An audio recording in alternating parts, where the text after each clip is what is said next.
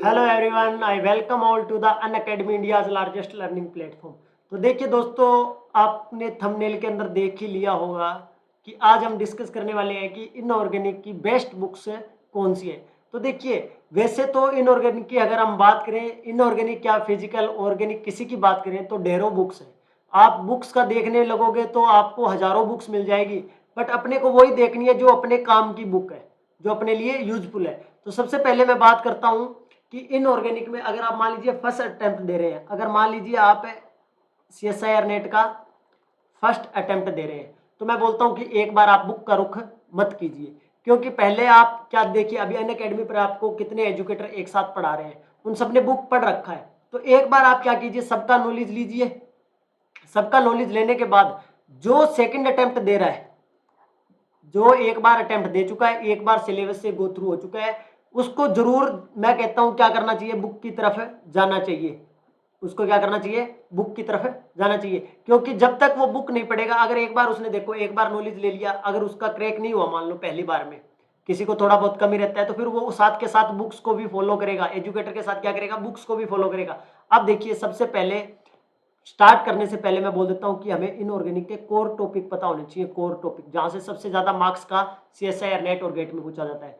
सबसे पहले organometallic chemistry सबको पता है, कोऑर्डिनेशन केमिस्ट्री सबको पता है, बायो इनऑर्गेनिक सबको पता है, ठीक है। और उसके बाद अपना दलदल।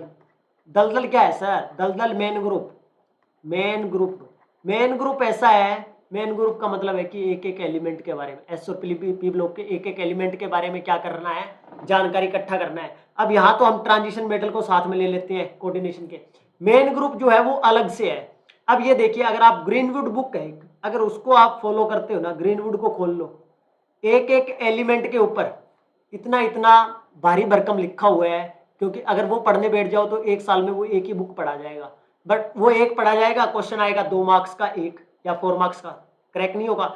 तो स्ट्रेटेजी ऐसी होनी चाहिए कि हमें क्या करना है, थोड़ा माइंड सेट क्लियर करके चलना है कि ये नहीं कि बुक का ढेर इकट्ठा कर लिया है घर पे, बाहर गए मार्केट में, सर बुक ले आए, सर ने वो बुक बताई थी, उस सर ने वो बुक बताई, तो ऐसा नहीं करना है।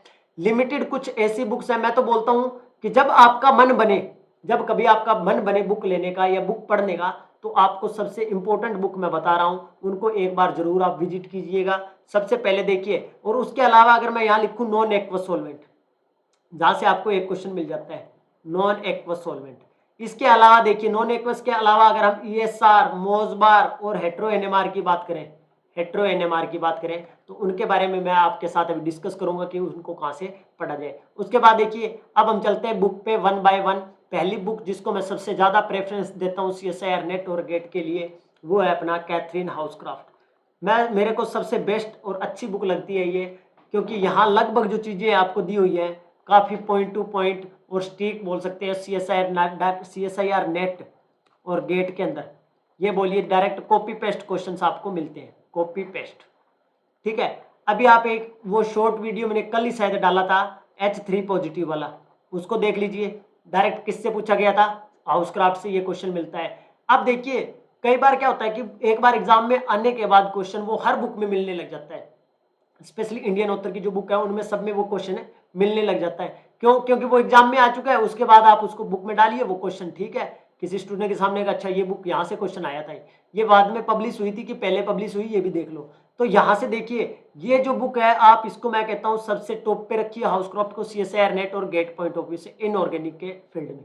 उसके बाद मैं चलता हूँ हुई के साथ।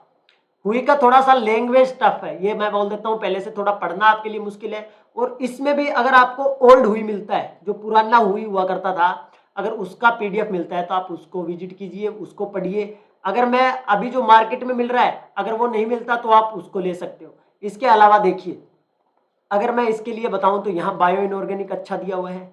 इसके साथ साथ आप कोऑर्डिनेशन को भी यहाँ से विजिट कीजिए, पढ़िए, क्योंकि वहाँ जो स्पेक्ट्रम वगैरह दिया है वहाँ से डायरेक्ट क्वेश्चन मैंने देखा हुआ है, डायरेक्ट क्वेश्चन भी आता है हुई से। बस हुई का थोड़ा सा लैंग्वेज मुश्किल है, एक बार में जल्दी से समझ नहीं आता, तो एक बार इसको जरूर फॉलो कीजिए। OMC भी अच्छा दिया हुआ है, OMC का डायरेक्ट एक बार एक रिएक्शन लिखा हुआ है, वो डायरेक्ट OMC का यहाँ से पूछा हुआ है, एक बार डायरेक्ट क्वेश्चन CSIR नेट के अंदर। तो उसके बाद तो वो चलो सारे बुक्स है, जो भी बुक्स है उनमें मिल जाता है, जब वो क्वेश्चन आया था तो वो वही में जरूर था उस टाइम। तो इन बुक्स को हम छोड़ नहीं सकते।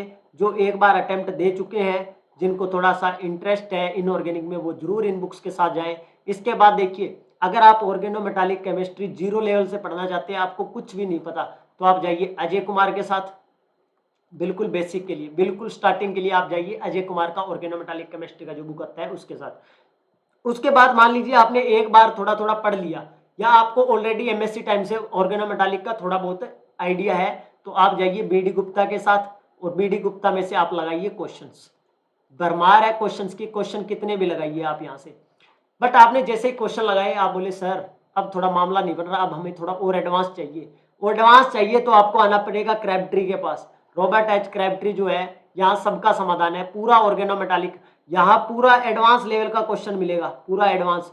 और CSIR नेट और गेट में यहीं से आता है। CSIR नेट और गेट में तो डायरेक्ट कॉपी पेस्ट क्वेश्चन आते हैं, क्रैबट्री से और हुई से, क्रैबट्री से और हुई से। अब एक बात मान के चलिए, आप इसमें एक लाइन के अंदर आपको 4-4 कंसेप्ट मिल जाएंगे। तो पढ़ने के लिए आपके पास टाइम भी होना चाहिए और पहले की बेसिक नॉलेज भी होनी चाहिए। इसके लिए आप इन बुक्स के साथ जा सकते हो। उसके बाद देखिए अपने पास अजय कुमार, मैंने आपको एक कॉम्बो पैक बता दिया, OMC प्लस बायो इनऑर्गेनिक का एक साथ आता है बेसिक का।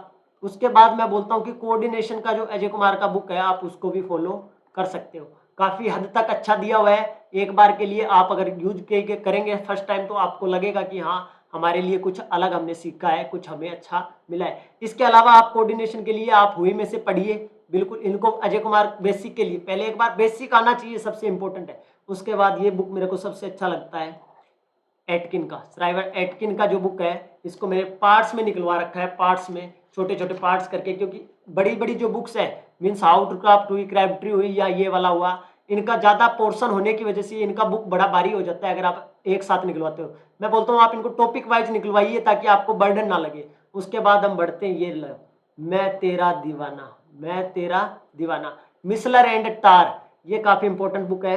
नॉन एक्वा सॉल्वेंट पढ़िए यहाँ से, नॉन एक्वा सॉल्वेंट पढ़िए यहाँ से, नॉन एक्वा सॉल्वेंट यहाँ से पढ़िए, प्लस हाउस क्राफ्ट से पढ़िए, प्लस हाउस क्राफ्ट से, प्लस हाउस क्राफ्ट से।